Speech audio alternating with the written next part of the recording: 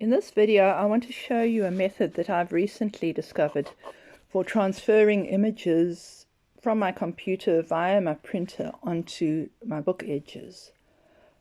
A few years ago, I dabbled in marbling, and I'd even done some marbled book edges. But my marbling skills were a bit hit and miss, plus that was time-consuming and also rather nerve-wracking. And more recently, I've been doing printed marbled end pages using both my own images and those in the public domain, and I'll link to a video on that. But I had wondered whether there was a way of transferring such images onto book edges, and after various searches and experiments, I've more or less settled on this. The first step, of course, is to print out one's image. I should say that this is, as far as I know, only for an inkjet printer.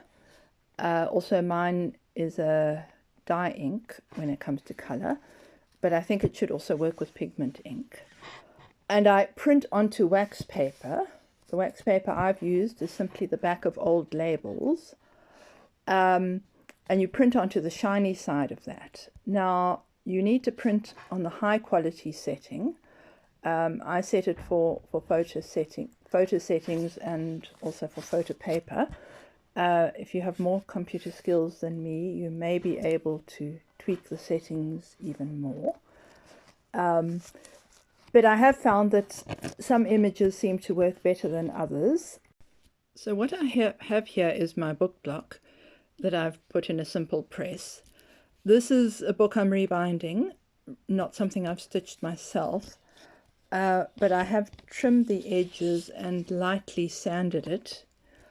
That's not absolutely necessary. When I first tried this out, I tried it on some paperbacks that had just been guillotined, and it did actually work, but one does get a better quality with smoother edges. So yeah, the more you put into it, the better it will be. And yeah, if it were a book I'd stitched myself, I would certainly trim the edges. I do have another video on how to trim edges if you don't have a guillotine or plow, so I'll link to that as well. I've also rounded this book block first. Sometimes I've done it without rounding it and rounded it afterwards, but I think you get a better impression when you round it first. And I also then have my printout, which I've cut out with a bit of margin. You need to be extremely careful with this. You can't touch any of the printed area, because if you do, it will immediately damage it. It's the pigment or the ink is dry and just sort of sitting there. So you can't touch it, and also I wouldn't leave it for too long. A couple of hours is okay, but you can't really leave it until the next day because it will deteriorate. I'd also advise printing it a bit bigger than needed so that there's a bit of margin for error. The next step is to dampen the surface of the book block. I've tried, in this video I used egg white, and I've sort of been experimenting since then because, yeah, there are pros and cons with different things. You can use egg white, you can just use water. I've also tried with alum. And yeah, I've sort of had different results. This one I used egg white, and I found that it gives a deeper color, but it can also be a bit grainy. Water and alum gave a sharper image, but I found that alum can also shift some colors. So yeah, you sort of need to experiment if you want to play around with that. But actually ordinary water can work fine as well. So you basically paint the liquid on. This can be a bit tricky because it needs to be damp but not too damp. Because if it's too damp, the image will smudge.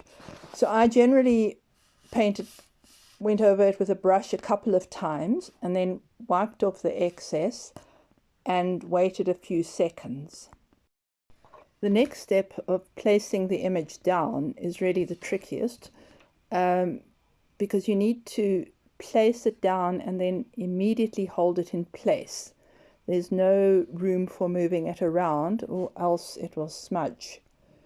So I carefully place it down and then hold it with my hand and tape it down while holding it. And then once it's in place, I can start rubbing it with a dry cloth, or I can also use my fingers or the back of a spoon. But you basically then need to rub it very well so that all the ink transfers well.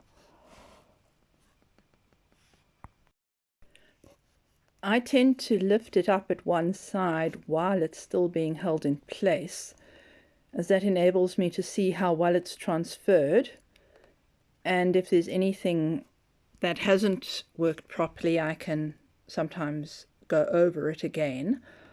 But that helps you to sort of check up on it.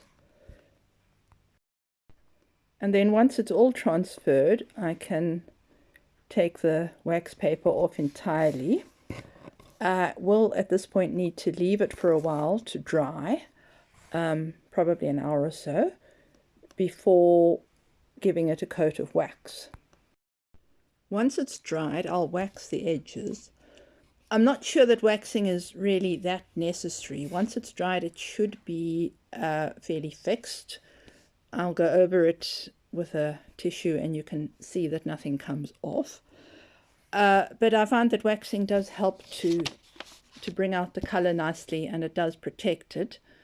So I'll basically just go over it with a cloth with some dried wax on it. And after I've finished waxing it, I'll just go over it with a clean cloth to remove any excess. And that's basically it done. Well, it's the foredge done, and I just need to do the other two edges.